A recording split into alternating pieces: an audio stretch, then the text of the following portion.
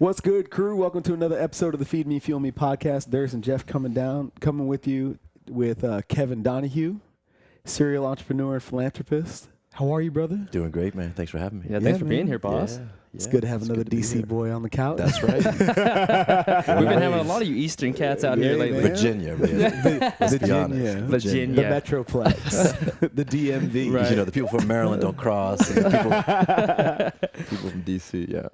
Dude, for everybody who doesn't know who you are, you've lived many lives, as I like to call it. It's true. You've worked for a handful of three-letter agencies out there in DC, and once they magically made 2 million emails disappeared, you took off to Costa Rica, and started getting involved in some philanthropic efforts, and that has really been as I've known you, been at the forefront of a lot of what you're about is giving back. And of note, you've got this program called Surf and Serve, where you take a handful of folks down to Costa Rica, correct? Nicaragua. We've done it in El Salvador, Nicaragua, and mostly Latin America. Latin America. And you build a home? Yeah. We build homes, feed families. We call it adventure travel with purpose. Okay. You know, so it's if you've never been to Nicaragua or Costa Rica or El Salvador, these countries are beautiful. Sure. I mean, they're the best. It's like when you have a dream of a tropical vacation. These are the places. Now, a lot of people don't go because they think they're dangerous or whatever it may be. I don't find that to be true. Okay. But what I do is I give people the opportunity to attend it's a retreat. It's part mastermind, so it's mostly focused on executives, entrepreneurs, and their families. Yeah. Part surf trip and adventure trip, part mission trip, for the service part, and part yoga retreat. Okay. And so really our focus is pull people out of their nice, comfortable environments, where everything's easy, all the roads are paved, and there's no real challenges here, and put them face to face with poverty. You know, kids who aren't going to eat that day if we don't show up. People who don't, who live in the streets. People who are in garbage dumps, specifically in Nicaragua, digging through the garbage looking for recyclables and clothes, and that's how they survive. Yeah. And so, when I bring people on this trip, it's radically transformational. I call it on the court personal development. Yeah. You can read all the personal development books, listen to all the podcasts, go to all the events and these big auditoriums you want. But you'll never get the experience like you do when you're on the court with these human beings who are desperately in need. And so our goal is to meet them where they are and get them what they need immediately: food, shelter, clothing, healthcare, these types of things. And so, and then what happens is I have 2 rules. You can't complain about anything, which disappears quickly when you're down there. And then no talking politics. This is really about us being loving and generous and giving. Right. And what happens is people find a whole new perspective on what gratitude is. Yeah. I say charity or service is gratitude in action. So when we're out there on the court with these impoverished people, it's like you realize you're giving from your abundance. Yeah. And then when you see people that are, we build a 10 by 10 home. When I say home, it's like a cinder block home. We work with local laborers and we pay them. And so we contribute to the economy when we go. And then afterwards, so we spend about 2 days and a morning. We present the houses to the people. And then we head off, and this last trip, we hiked a volcano called Cerro Negro in Nicaragua. Yeah. And it's cool. You hike up with a snowboard, and you snowboard down a volcano. Oh, I've seen those videos. On the black black sand. On the ash, that's right. On the ash. And it's an active volcano. That's awesome. Yeah, it's smoking when you get up there. And it's it's like, Camelback's right around the corner here. So it's about a hike like that. Okay. And maybe a little bit higher. Sure. Then you get up there, and it's the most spectacular view. Then you got these funny suits on, kind of look like the Mario Brothers, like the video game. And then you strap into this snowboard, and you cruise on down, and then you end up down at the bottom, and they pick you up, and you head back. Nice. So we did that this last trip, which is cool. And then we took people surfing. And even if people haven't surfed before, our promise is everyone gets up. Yeah. So and surfing is just a great analogy because it's difficult if you've never done it before, and it's super fun. Right. And it's like And when you're paddling out, there's no technology. It's just you and the board and the wave, maybe an instructor. And then, you know, you got to choose the wave. It's like patience, and it's a struggle. And then once you're up and riding it, you're like, wow. And so I always like to use that analogy in life. Like, life is full of waves. You know, might as well ride them. You know, paddle out and ride them. So, so yeah, that's the Surf and Serve. And people can go to surfandserve.com, check out our next trip. It's while it's focused on executives and entrepreneurs and families, you know, our invitation is to anyone to join us, you know, and it's one of the greatest things I do. It's not my core business, but it's something that is just fulfilling to me. Hell yeah. Yeah. You know, one of the things, you know, as we've gotten to know each other over the last couple of years, it's just the service is such a reoccurring theme in our dialogue. You know, above and beyond the awesome things that you're doing in the business world. Yeah. Excuse me. It's always at the forefront of my mind when I think of Kevin Donahue. Yeah, that's cool. And I appreciate that. But here's the thing. I say it translates in everything I do, because when I start a business, what am I thinking about? I'm looking to serve people. You know, when it comes to, I give a talk sometimes about money, you know, because people are confused about what money is. And before this conversation got started here, we were talking about context, right? Language and distinctions. And so, you know, sometimes we go through life not even realizing what money is, right? And then one time I was in my office and I was reading these handwritten thank you notes that people had sent me. I was running a mastermind at the time, and I'd changed these people's lives. And like, I just want to thank you. My life is different because of you. And I'm like, wow, this feels really good. You know, it was like a thank you note. And I said, what if I set a goal for myself? I said, what if I got one of these every day? Or so what if I had a goal? And I said, what if I set a goal to get 1 million thank you notes in my life? What kind of man would I have to become? What kind of character attributes? What would I have to do? What kind of hustle? What, you know, all these things. And I said, well, wait a minute. What's money? Well, money is simply a thank you note. So if you leave a tip at the coffee shop, you're saying, thank you for getting my coffee. You leave a tip in the hotel room, you tip your Uber driver, you know, you write a big check to someone.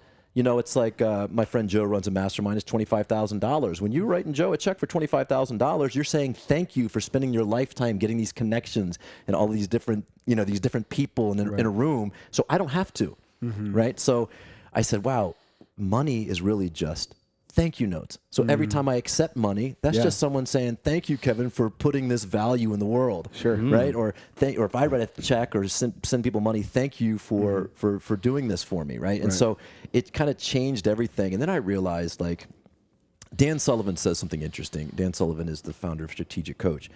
And he says, you know, entrepreneurs or people out in the world don't have to be entrepreneurs. We're really helium distributors. And then people are just balloons. And the more helium we put into each other's balloons, the higher we all go. Right? So it's this idea of service. And then to go back to what we were talking about in Nicaragua, that is just, you know, people who could never pay me back. People who are desperate, people who are broken. And, you know, it's like we used to go to this garbage dump in Managua called La Chureca. And these people, lifespan's 30, 35 years old. About 4,000 people live in the garbage dump. They get excited when a garbage truck comes and dumps new trash because they might find something. Wow. Like, you know, and that's a different perspective. And when I moved down to Costa Rica, I got involved with a trip that went up there, and I said, wow, I need to do this the rest of my life. You know, and so I need to give. But even when I was in Washington, D.C., you know, I coached Special Olympics basketball and soccer. I tell a story, the greatest day of my life came coaching Special Olympics basketball. Like one of the greatest moments of my life in Arlington, Virginia. Also was a court-appointed special advocate. So yeah, there's always been sort of this heart of service. It comes from my parents, and my grandparents, and from my community, and all of that. So yeah, there's always this, because there's people in need. I mean, you know, I've got the privilege to preach a sermon down at it's called what's the ministry here? The homeless ministry, Streets of Destiny. On a Friday night, we went down with a bunch of Surf and Serve crew, and we brought a bunch of water. It was summertime, and as you guys know, here in Phoenix, one of the biggest challenges is getting people water. And got to give a sermon, you know, and then we got to feed these people. We got fried chicken and all this, you know, just this food, and these people otherwise may not eat that day. And so, you know, for me, it's just it just works. And I see I tell people that service to other people is like the fertilizer. For the seeds that we're planting in our life. Like when I want something, I have a vision for it, I hope it comes. But what I find when I go out and give out of my abundance, boom, like that seed grows faster and the fruit is sweeter and bigger and more beautiful than I could ever imagine. Sure. Right? Sure. So that's awesome, man. What led you to go from D.C. to Costa Rica? What was that decision point for you? Oh, dude, that's a great question. That's a great question because this is sort of the tipping point of my life and the turning point of my life. So, you know, I got a degree in criminal justice. Okay. When you're from the D.C. area, what do? You know, you go work for the government. And my father worked for the government. Everyone around me was in the military or the government in some way. So I said, well, if I'm going to go work for the government, I might as well do something cool. So I was like, work for the Secret Service, U.S. Marshals, DEA. Right? I was like, that sounds exciting to me. Yeah. And so I got a degree in criminal justice, came out and started applying for all the different law enforcement agencies. Was taking polygraph tests, you know, like 10 years of background. And in the meantime, I was selling, I got a job because I had to pay the bills, selling heavy construction equipment out of Forestville, Maryland. Yeah. And so, you know, we were renting and selling this equipment. I started making a lot of money. Yeah. You know, when you're a cop or whatever, you make 35, 40 grand your first year. I was making 50, 60 with a company truck. And I'm like, wow, this is pretty cool. Yeah. And so anyway, I became a business professional and I just gave up the idea of any kind of law enforcement career. And I just saw that with the freedom of it and the possibility of it. And then I went from that into high level computer sales. I got tired of working with the construction guys. I said, I want to work with CEOs. I want to put a suit on and be a businessman, you know? And so I started working for this company called Computer Associates, selling these big software systems and these consulting deals and all of this. And we're talking about deals that were 10, 20, 30, $50 million enterprise deals. And I was like, wow, this is big stuff. And I did that for several years and then moved to Boston, LA, came back to DC, started doing deals with the federal government. And so in doing that, I was successful. I started working with this other company that sold a forensic investigative search engine. And that's what you alluded to earlier. My clients were the White House. Specifically National Security Council at the White House. I sold the Bush administration their email archiving system, Obama. Trump still uses it to this day. Yeah. I worked with the Secret Service, FBI, CIA. I've been in the basement of the Saudi embassy, like really interesting stuff. U.S. Customs and Border Protection, like Homeland Security, worked with a lot of inspector generals. So it was a search engine that we really called a forensic investigative search engine, like a Google for documents and databases. And so when there was a big investigation, like Enron, for example, the FBI would seize the computers. Well, how do you go through it all? Well, you index it and search it. Yeah. That's what we would do. So anyway, I was doing that and was successful. And, you know, I bought a condominium in Arlington, Virginia, overlooked the city, the 20th floor, you know. And then I bought another one and another one. And then I started a spa and tanning salon retail store out in Washington, D.C. Okay. Because I started looking outside of what I was doing. I was sort of following the rules, and I was like, what's this thing about entrepreneurism? Like, what if I was a businessman? And I had a degree in criminal justice, not an MBA. I'm like, what if I start a business? I'll let that be my MBA. Whatever the costs are, you know? Yeah. And so I started the spa and tanning salon. It went well at first, and then it collapsed. I mean, we were in McLean, Virginia, one of the wealthiest neighborhoods in this country. And when the economy turned, I think 2007 or 8, I lost half my members in a month. Yeah. And we were in that year 3 where it was critical. And I was just like, couldn't do anything about it. You know, it had all this equipment, all this stuff, and it was great. In the meantime, I also had an online business where I had a famous dog. Anyone listening, you can Google Yogi the Pug, and you'll laugh because I adopted this black pug with a broken tongue. And his tongue hung out of his mouth, and everywhere I went, I got mobbed. And there was no Instagram or anything back then. MySpace was what was popular. So like Yogi became a phenomena on MySpace. And then everyone was like, you got to do something with this dog. This dog is incredible. And so then I like took pictures around DC, him in front of the White House, Washington Monument, built a website called yogithepug.com. It's not up anymore. Had dolls manufacturers, T-shirts, greeting cards, like a whole line of products. And I uploaded a video to YouTube, and Yogi was one of the first YouTube sensations, and it got like 250,000 views in like a week because YouTube had put it up on their homepage. This is back before they were owned by Google. And 250,000 views is like several million now. It went viral. I started getting emails from all over the world. My website went from like, you know, few hundred hits to like few thousand hits. And then it was featured on Countdown with Keith Olbermann. Then the Rachel Ray Show called. So they flew me up to New York. I ended up on the Rachel Ray Show. I said yogithepug.com on the air. She repeated it. Boom. 50,000 hits a day. Holy crap. Sold out of merchandise. That's when Google ads were popping, too. Everything was it was crazy. So anyway, I'm in my penthouse condominium overlooking D.C. I got these dolls. I got all this stuff going on, and I'm successful, but I'm not happy at all. Just not happy. I'm just sitting there in early 30s. I'm like, man, I'm following someone else's script. Yeah. This isn't my script. This isn't my life. And at the time, I'd gotten into personal development with like Zig Ziglar, and I'd taken a course called Landmark Forum, and I was just like out there, and read the book. Someone gave me the book, The Alchemist, and I'm like, all right, that's my story, And then I read another book when I was working for this Dutch company that was the Forensic Investigative Search Engine Company. It was about a guy named Eric Hasselhoff. It was an autobiography. I recommend both of you guys read this book. And the foreword starts like this. It's unfair. How can one man live 1,000 lifetimes in one? Right? And this guy was a Dutch guy. He lived in Nazi-occupied Holland, escaped, became a Royal Air Force Pathfinder pilot. Pathfinders were the ones who dropped the flares so the bombers could drop the bombs in the right place. They had a 20% survival rate in World War II. He came back. He drove Queen Wilhelmina in the Free Holland Parade. He ended up being an actor. He lived in Western Virginia, was a writer. He just lived. He ended up in Maui, just lived all these lives. I'm like, that's my mentor. Yeah. I want to live a life that's full of adventure. And there I was in my penthouse condominium, $2 million in debt. Not bad debt, but real estate debt, business debt. Yeah. And I was depressed. And I was successful, right? There I was, successful and hated my life. I'm like, this is what it's all about, right? And so I was like, didn't leave my house for like 2 days, and I'm sitting there, and I just said, okay, what do I really want? Yeah. And I turned to my faith. I prayed. I'm like, Jesus, I don't know what's in it, what's who you are, but let me know who you are. And I was raised Catholic, but I'd been going to some non-denominational churches, and I was just like, okay.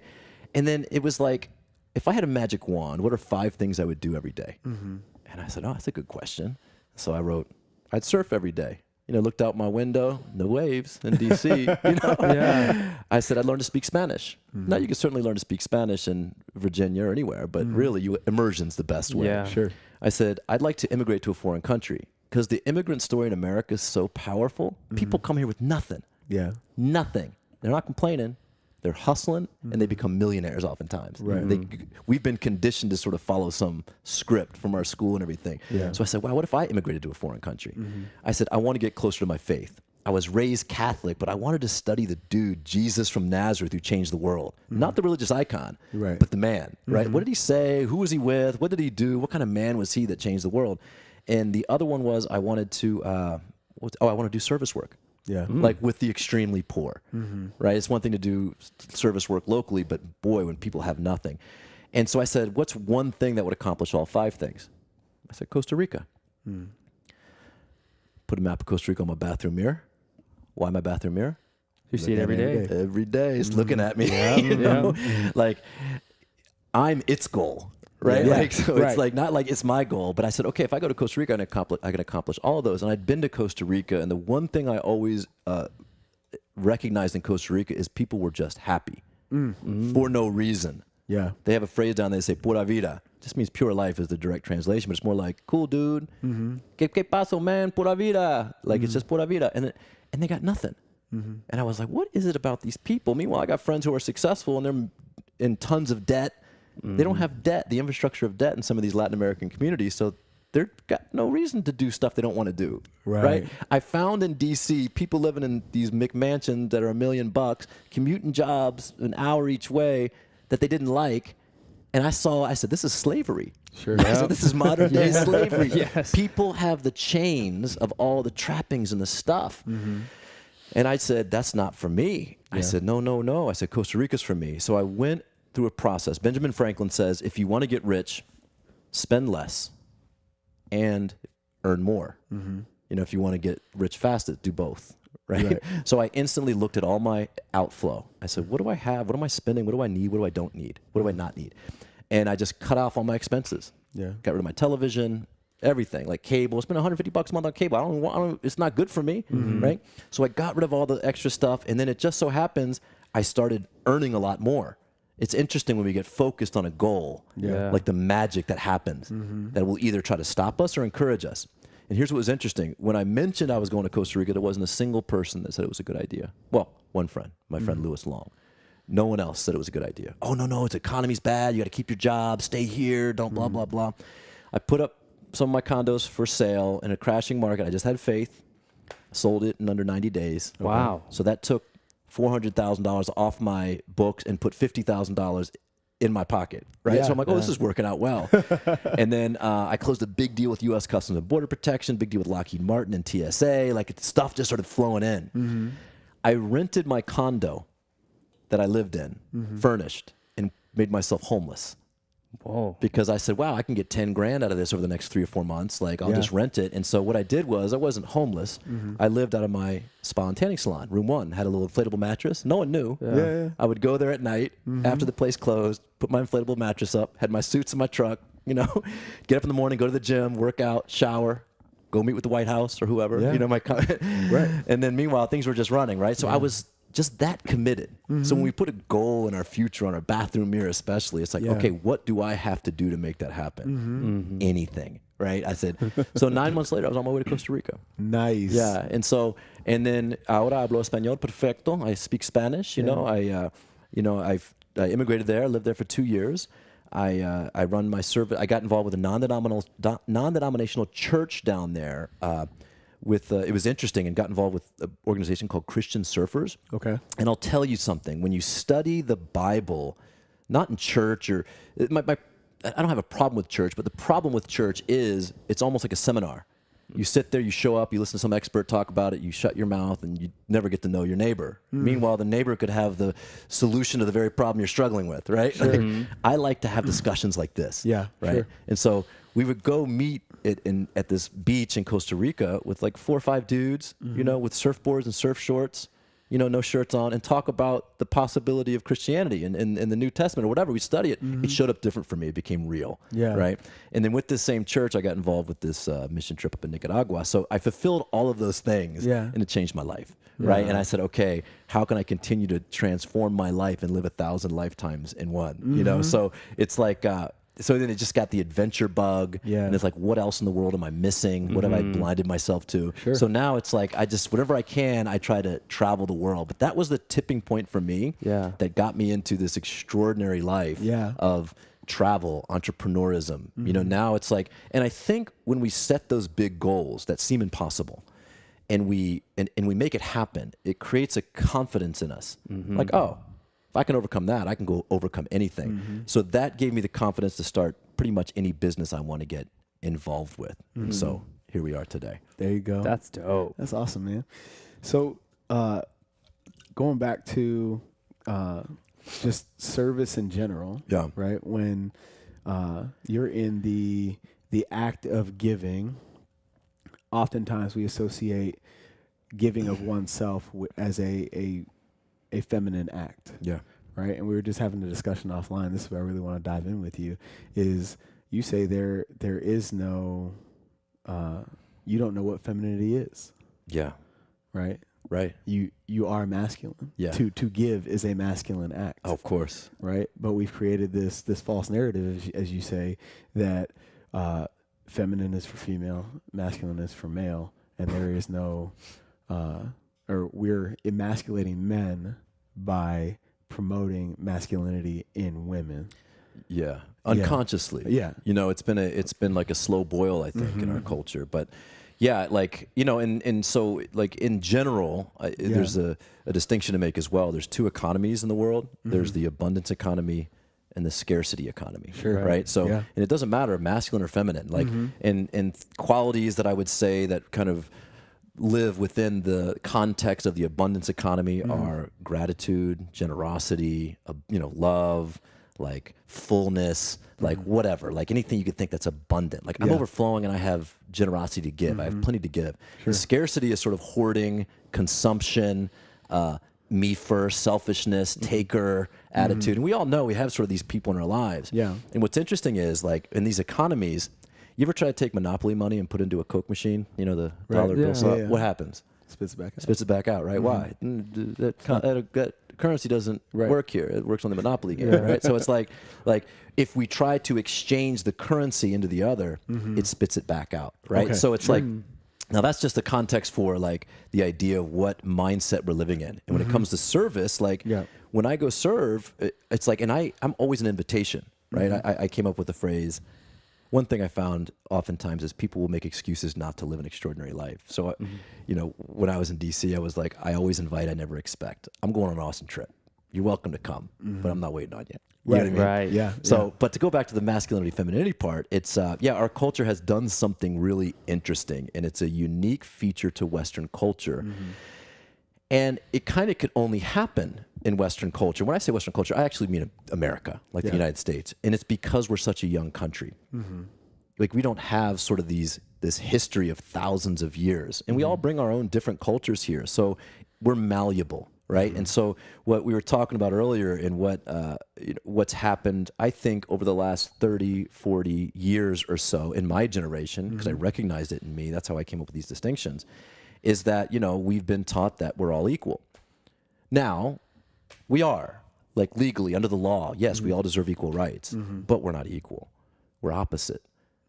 It's like we're just opposite. And that the good news about that is that opposites attract. Right. And I think the narrative that you were mentioning is, men like, oh, you need to take on more feminine qualities. And I'm like, no, I'm a man. I need to take on more masculine qualities. And in the example I use with you and I use with people, I was like, you ever seen a father hold his newborn baby? That's not femininity. That's masculinity. That's power. You ever seen a man cry when his father dies or his friend dies? Yeah, that's masculinity, right? We've been sort of told that there's certain traits or characteristics are feminine, certain are masculine. It's not true. I mean, you ever seen a mama bear?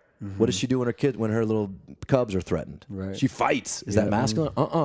That's feminine. Right? Like, so it's like, we have these different qualities, and it's the oppositeness that causes the attraction. And that's the beautiful thing. And if you look at even like yin and yang, right? You have the black side and you have the white side. Now you have a little eye of white and the black, but that's not that's so it can see and recognize the opposite. It's not so I need to have some white in me. No, that's so I see you over there, and we need to see each other to connect. And so like some of the attributes, it's like are just naturally attractive. And what I said when I say I don't know what femininity is, meaning I can't describe it. You can't. Good luck. Because that's instantly makes it disappear. Like, because femininity is all kinds of things. The best example I use is, men are like telescopes, right? You pick up a telescope, you look through it. What is it? It's directional, right? And what's in that direction? That's where I'm going. It's kind of like that map of Costa Rica. Like that's directional. And so women have been taught to be telescopes. They pick up the same device, look through it. It's a kaleidoscope. Doesn't make any sense. But it's beautiful, captivating. All the sparkles and colors. The slightest movement changes it forever. It's confusing, but you can't take your eyes off it. It captivates you. You're like, wow, what is it? It doesn't make any sense. So what I say is the telescope without color is boring. You, as cool as you are, Michael, without your wife, you ain't that cool. I mean, you're cool, but your life isn't as colorful. Right. And I say that the kaleidoscope without direction is lost.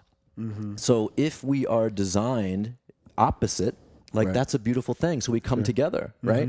And then we have the feminine that brings this creativity and color and executive leadership. And all of these things. The thing I say is, all the colors and shapes and sizes and sparkles inside that kaleidoscope, that represents all the different archetypes within femininity.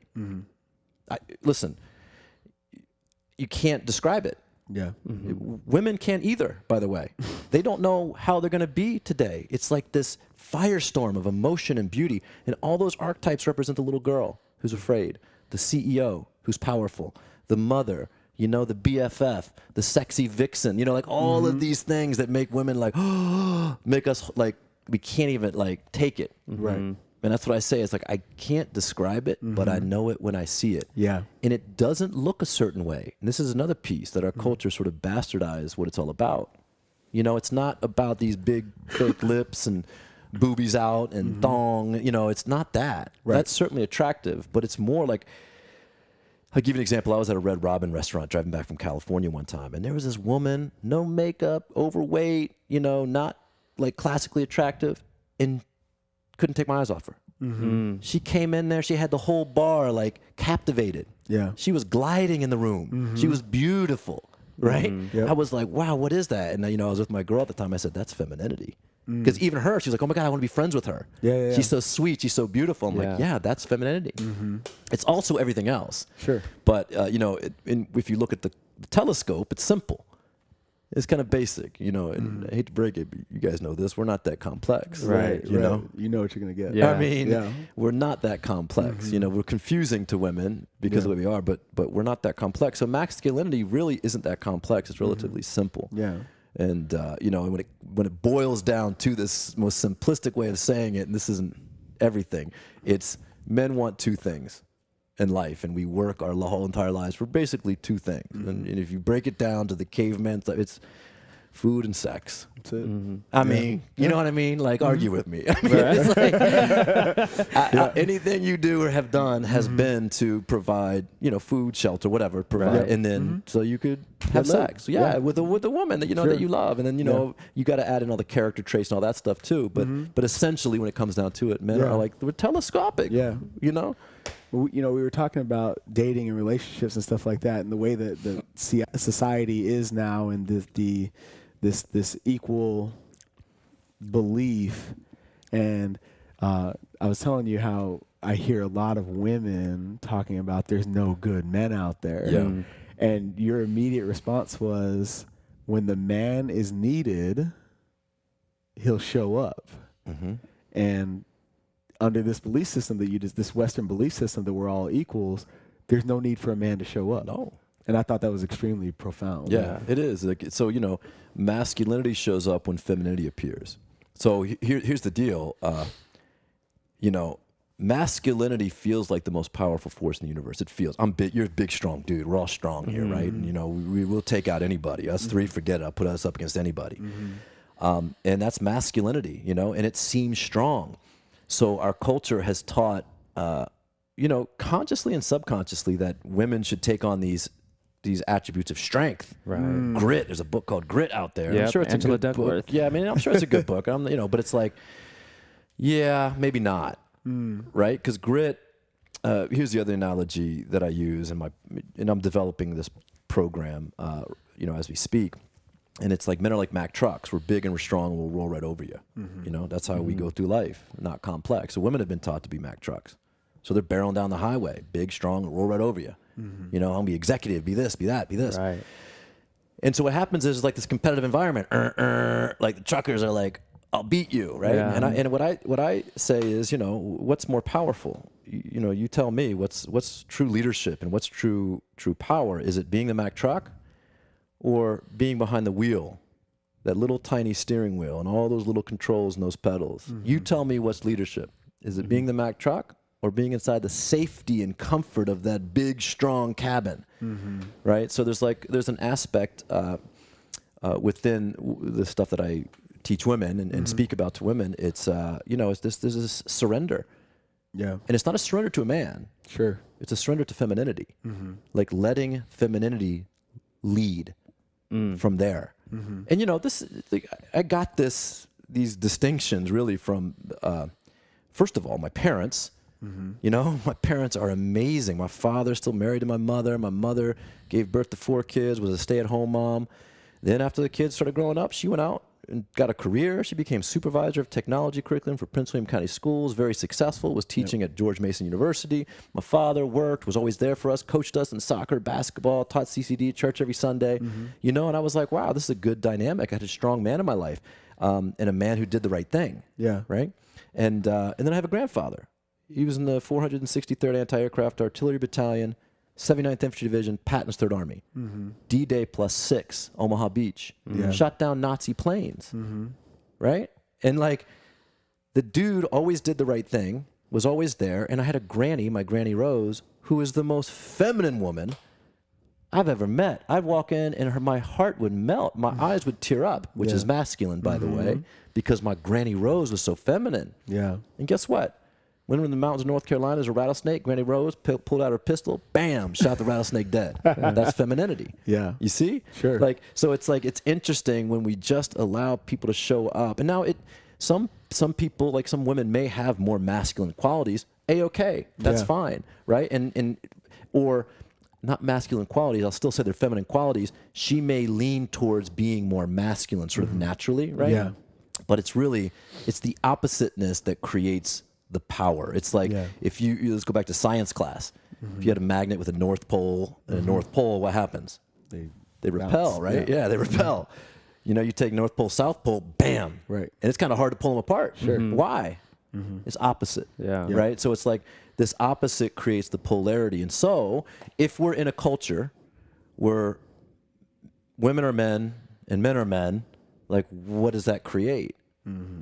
Bounce. Right. Sure. Right? And so the mentors I mentioned were just, you know, I was front row seat. Yeah. You know, and if you ever watched that movie, The Notebook, you guys ever seen that? Oh, yeah. No, I haven't seen it. Oh, it's I'm great. gonna check it out. You gotta see it. So listen, The Notebook, like that's my grandparents' story. Now, I'm not saying they wrote it after them, Right. Yeah, but when I watched that movie, I'm like, oh my gosh, this is my granny and papa.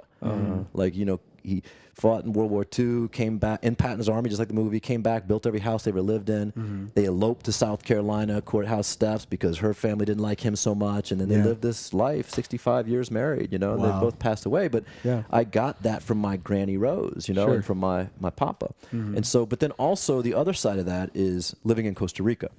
You know, the Latin culture has sort of, you know, protected femininity and masculinity. At 15 years old, they have quinceanero, whatever it's called. Quinceañeras. Yeah, quinceañeras. And it's like, that's a celebration. You're a woman now. Yeah. You know, and it's like now it's like it's a celebration of womanhood and femininity, you know, and the men are the men, and sometimes it's machismo and it's all that. Yeah. But then, you know, you go to Thailand or Indonesia. You know, I was in Bali one time. Guys dress different. They do different things. You know, the women have their things, and it's just different. So but that's an island nation, thousands of years of culture. Yeah. So the U.S. is kind of malleable. So they kind of, you know, do what they do. So, but you know, nothing's wrong. It's just evolution. Yeah. You know, I think we're at a point now where, you know, masculinity has taken a big hit. Like men in our culture have taken a hit. I think our culture, you know, I mentioned the examples earlier of some movies and television shows, but, you know, even like rap music. Sure. Like I grew up early 80s. It was like Jam On It, Eric B. and Rakim. It was like no cussing, no drugs, no bitches and hoes. Right. It was like, I'm a better rapper than you. I'm the best rapper in Brooklyn or whatever, blah, blah, blah. And it was like, and it was say no to drugs, right? We'll enter in like NWA and Snoop Dogg. It became like, and I would just listen to it because it was rap music. And then after a while, I'm like, oh my God, this is devastating. It's telling me to treat women bad. It's telling me to do all drugs. It's telling me all this stuff. And I'm like, oh my gosh, this is not good for my psychology. So I had to cut all that out, you know? And it's like, and that goes for like television, movies, you know, some of the things we watch now. It's hard for me to go to a movie, a Hollywood movie, and see good men. Right. Like the portrayal of good men, like a John Wayne character. Absolutely. I point back to a great movie that really kind of. Have you seen Sound of Music? No, I haven't. Oh, you guys see that too. It's my wife's favorite movie. Yeah. Yeah. Yeah. So Sound of Music is came out in the 60s. Okay. And it's a great story. You got Captain Von Trapp, strong, masculine, noble, does the right thing. So masculine as his kid's on a whistle, right? Because his wife had passed away. Yeah. And then he's engaged to the Baroness, who's beautiful, rich, politically connected, right? So he's got his whole life set up in front of him. In waltzes in this dorky woman named Maria, who's his nanny. And what does she bring?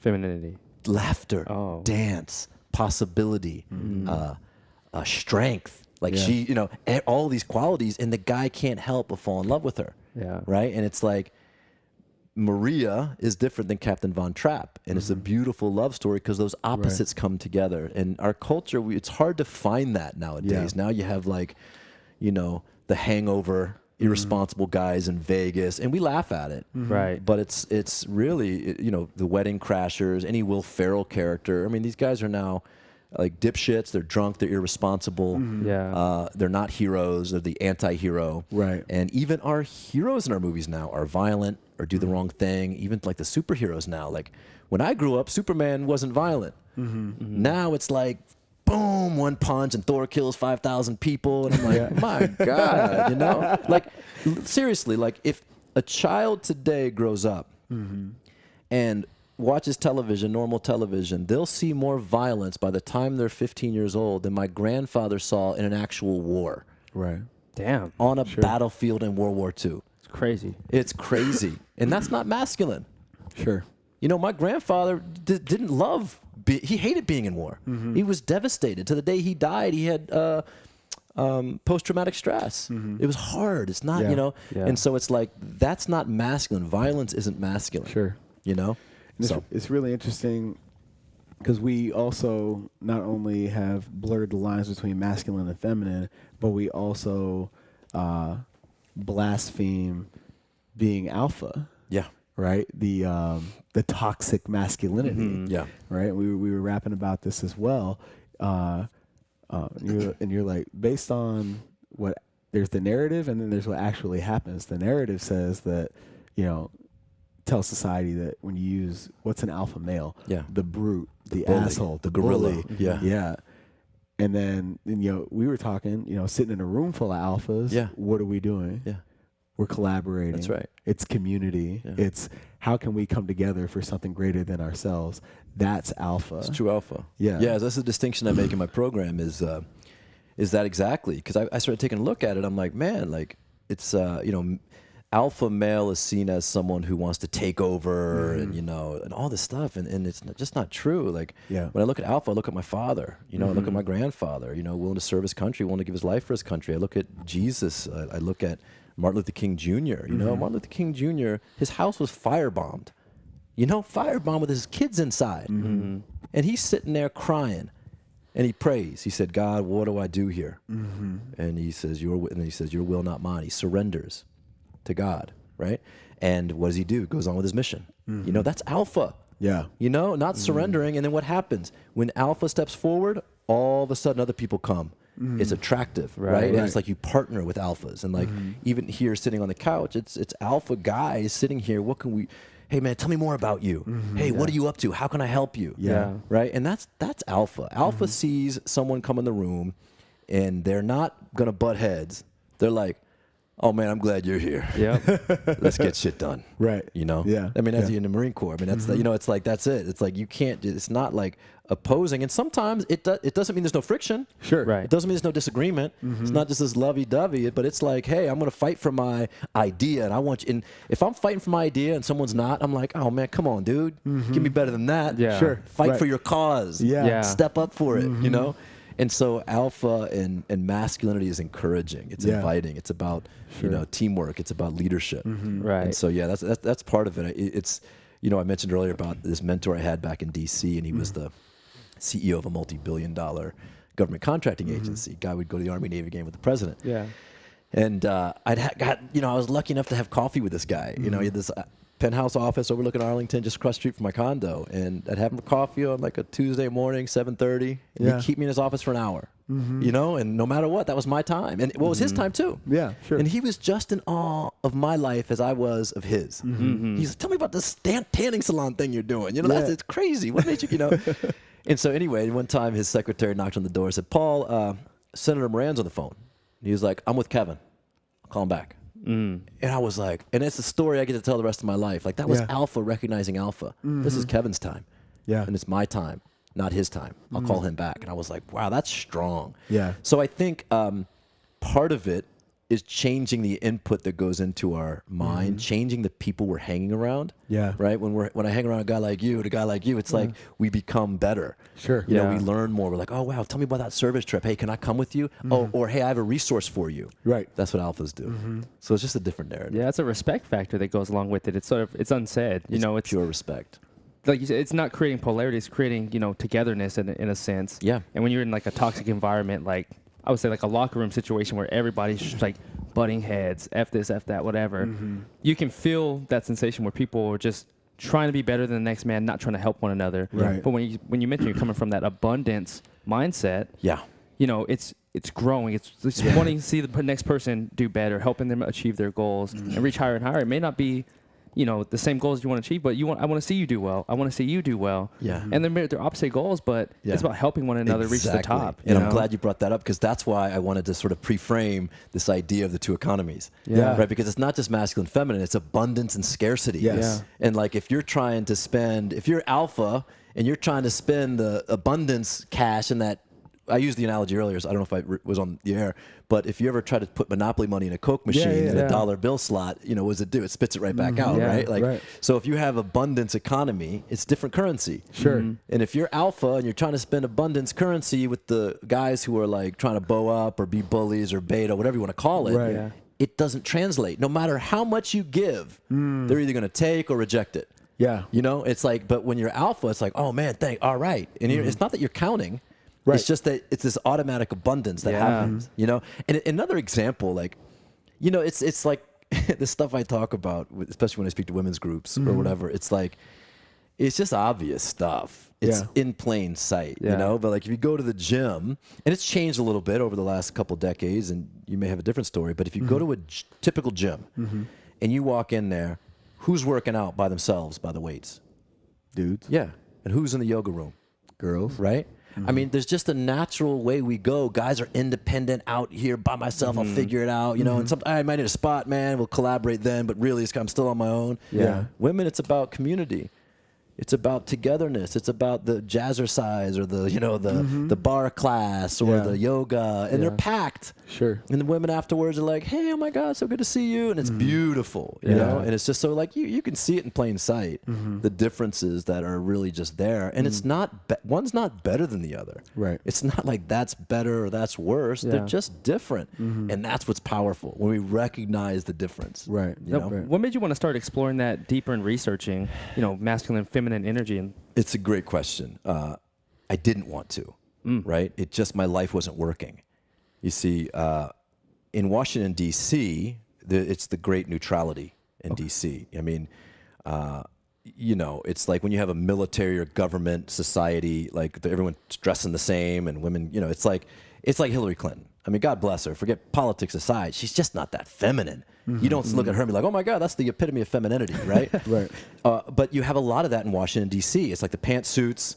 A woman who tries to express her beauty or her femininity in D.C. is often shot down. Oh, why does she have a high heel on? I mean, I watched it happen, Sure. And so I started dating this gal in D.C. and she was from Florida. And in fact, I walked up to her. I said, "Where are you from? Texas or Florida?" I just knew, because DC has a very specific culture. And the Northeast in general kind of does, because there's this idea of being a professional and a lawyer or whatever it is, this career focus. And she said, "I'm from Tampa." I said, "I knew it." I just saw the style and it's a way of being. It was like the femininity captured me. I was like, "Ooh, who's that? I need to know her." And it was like a smile. It was just this subtleness. And then I'd take her out, and I wouldn't open the door for her. Because in D.C., if you open the door for a girl, maybe not always, but it was like, oh, I can get that myself. Oh, sure. I don't need you. Yeah. So I was neutralized. And I was wondering why my relationships weren't working. And I'm like, why is this not working? What is going on? And I could feel it. I'm like, man, like, what is going on? I dated a couple girls from Florida, from the South, and I'm like, what is going on here? And then what I realized was like, no, it's my pleasure to get the door for you. And so now it's like, that's what I do. That's how I live my life. I open the door. Like for my girl now, it's like she never touches the door handle on the passenger side. And that's not for her, it's for me. It's to remind me who I am as a man, right? Like, and I told her, I said, if I ever don't get the door for me, you tell me. Keep me in line. And it's not that you're being bossy or anything like that. Right. I just need to be reminded sometimes, because sometimes I will forget. And I want to remind that I'm a man, I'm a noble man, I'm a chivalrous man, I'm a powerful man. So now it's like, so in DC, I found myself just kind of neutral and my relationships weren't working because I was raised to think that we're all the same and we're all equal. And it doesn't work that way. A woman wants a man to come into her life and take the lead. Grab her by the hand and say, I got this, follow me. Yeah. Woo! I mean, you ever seen, there's a scene in Aladdin? Yeah. Aladdin comes up on his little magic carpet, and the prince is up in the castle, and he's like, hey, you want to go for a ride? She was like, is it safe? And he goes, yeah. Do you trust me? She goes, huh?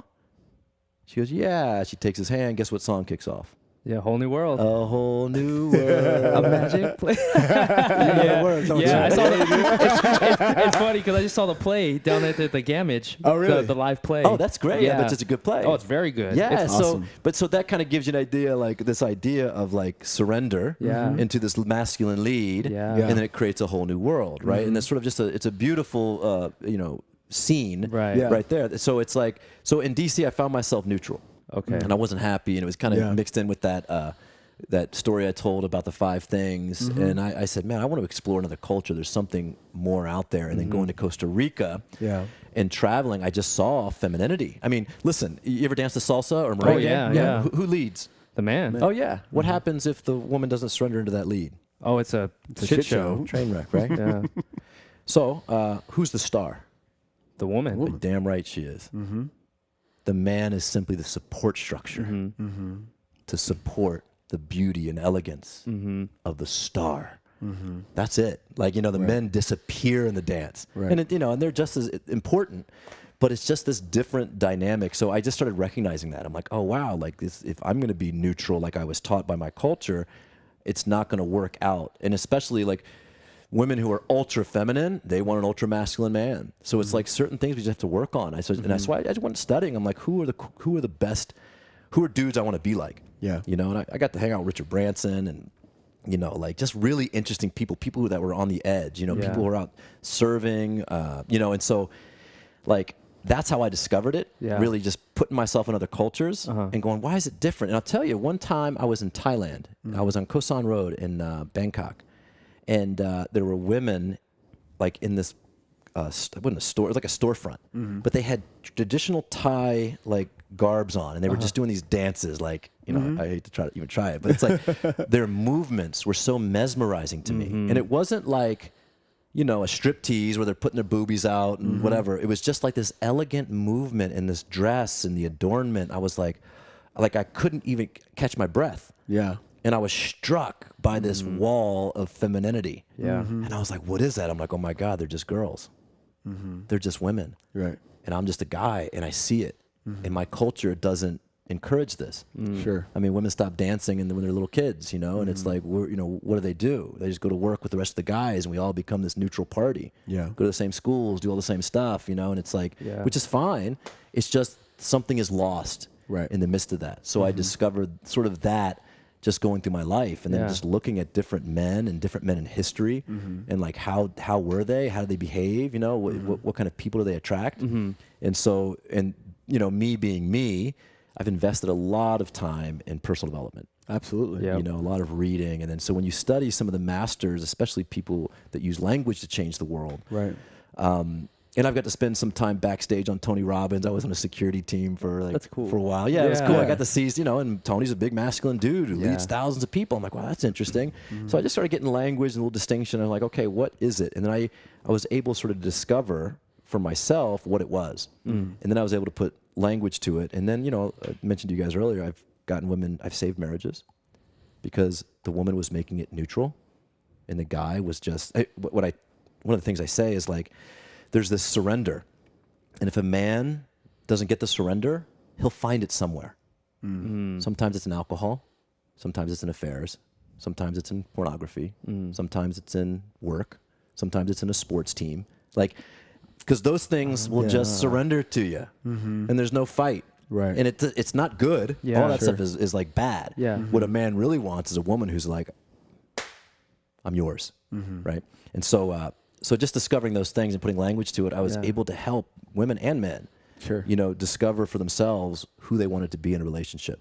You know, really, let's put that femininity out there. Let's not hold it up and bottle it up. Hey, I'm going to be a kaleidoscope. I'm going to be unpredictable. I'm going to be captivating and beautiful. You know, and it's the man's responsibility to stand there in awe of the kaleidoscope, not fight it, not say, oh, you should be more like a dude. Right. Like guys, oh, she should think like this. No, she shouldn't.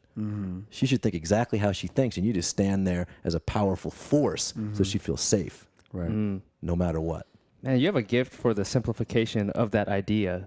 And relating it to, you know, modern day things like Aladdin, sports. And you hear people in that space, the relationship space, talk about it, but it's in such an abstract manner. And then the way you're able to decipher it down and simplify it and make it like, oh, that makes perfect sense. That's a gift of yours, man. I have to salute you on that, man. That's fantastic. Thank you. You know, but if you study the greats, I mean, wisdom isn't complex. Wisdom is simple and wisdom is true. You know, I have to remind, you know, people that, you know, Jesus didn't say anything new. He just repeated what was already so. You know, the New Testament, the gospel is just a repeat of what the prophet said before. He didn't say anything new. You know, it's nothing profound. Martin Luther King Jr. didn't say anything new or profound. He said, look, humanity, we're all the same. We consider the same lunch counters. It's ridiculous that we're not. Like, take a look, guys. Like, it's wisdom in it, but it's not like, you know, it's like when you look at it, Gandhi was just this frail little dude. And he said, actually, he was kind of tall. I think he was like 6 foot tall. But he just told the British Army, it's time for you to leave. It was time for them to leave. You know, he was just saying what was true. So, you know, I when I study folks, when I study things, and even like, you know, getting in a conversation with the White House, for example, and going and selling them something, if you don't simplify it, you know, it doesn't serve. You know, if you can't say it and it's kind of black and white, maybe a little bit of color in there, it's like it doesn't serve. So it's critical that if you want to be someone who provides transformation, or you want to be someone who enrolls people into your bigger future, their bigger future, the city's bigger future, the country's bigger, the world's bigger future, you better simplify things. And that's just straight wisdom. Sure. I love that. Yeah. Awesome, man. Well, hell, before we let you get out of here, I mean, you're all about service. You got a lot of things coming up. I can't wait to see and watch the evolution as you launch your new program. Yeah. But outside of servitude, because you're doing that in the here and now on the mic with us and everything that you do out here in the world. But what do you do for you, man? What do you do each and every day to empower your journey? Oh man, I do lots of stuff. You know, I think for me, it's being in communities like this, having conversations with amazing people. I think the key to life is to have extraordinary things to look forward to. Yeah. You know, to have something on the calendar. You know, we mentioned Costa Rica before. It was like, okay, I have an approximate date, but that gives me something to work towards. I just got back from Whistler, you know, in Vancouver. I try to do one epic ski trip a year. Last year I was Japan. Year before was Chile. Year before that, Jackson Hole. You know, that type of stuff. I just got back. I was in Panama and Costa Rica, you know, surfing down there. For me, it's being in conversations of transformation, oftentimes faith, oftentimes personal development. And then it's having trips to look forward to. You know, one of the things I was talking about with Milam yesterday from Food for the Hungry was silverback gorillas, man. I want to go see the gorillas in Rwanda. Yeah. Dude, I mean, that is the coolest thing ever. There's a place in this world where there's gorillas hanging out. One of my mentors just got back from there. Oh, man. It's like, and so it's like people talk about bucket lists. I got like a bucket list. I have like a dump truck list. You know what I mean? And it's like, if I want to live 1,000 lifetimes in one, like that guy who better get to work. Wrote the book. The book was called In Pursuit of Life. Okay. I have to get you guys both a copy. It's great. But, and it's great because it's an autobiography, so he tells his own story. Okay. But yeah, having really cool things to look forward to, making a difference. This new program for women, I'm really excited about it because I've seen what it does.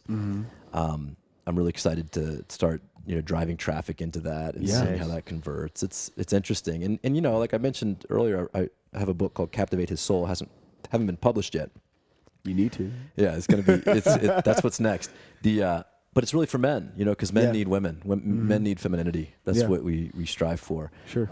But you know, I get involved in local community activities, but really for me, it's the looking forward to travel. I love my niece and nephews. Got 3 little nephews in Nashville, Tennessee, so I get to go see them. So yeah, I just live this cool life, and you know, I hit the gym. Yeah. That's my thing. I'm on this new kick. I'm doing squats 3 days a week now. There you go. Yeah, which is we'll see how that transforms me. Right. So yeah, you know, just staying physically fit and in cool conversations and being healthy. There you go. Dope. Yeah. And where can everybody in this community connect with you and support you and everything you have going, my man? Yeah, LinkedIn probably is the best way right now. Okay. LinkedIn, it's Kevin Donahue, Donahue. I think it's linkedin.com/global connector or whatever that is. Yeah. And then Surf and Serve. So if you go to surfandserve.com, you just check out our videos. We have a YouTube channel, lots of cool testimonials. You'll get a really good view. Every time we go on a Surf and Serve trip, we make a mini documentary. Okay. Like a 10-minute documentary, which gives everyone on our trip an opportunity to share with their own community. A lot of the influencers come on our trips. Sure. So yeah, check out our there, and then executivesalessource.com, kind of a long one, Executive Sales Source. If you want, there's a cool 10-minute video talk I gave, and it's on, you know, how do you sell to the White House. So there's some nuggets in there that will help you in your business as well. So executivesalessource.com. Nice. And then with the program you're launching, is that out already? CaptivateHim.com. The website's being built right now, and that's where you can find everything. Dope, brother. Yeah. Dude, anything we can do to support, man. Yeah, I appreciate You're killing you. it. Yeah. Totally on board, man. Thank you, brother. Yeah. Thank you both. Appreciate Thank you being you. alpha, brother. Yeah, you too. For everybody out there in our Feed Me, Fuel Me tribe, get out there, support everything that Kevin has going on. Definitely check out Surf and Serve and embrace our differences in the masculine and the feminine. They both have a place in this universe. So appreciate you bringing that to light, brother. Yeah. Yeah, man. Thank you. And until next time, guys, feed me, fuel me.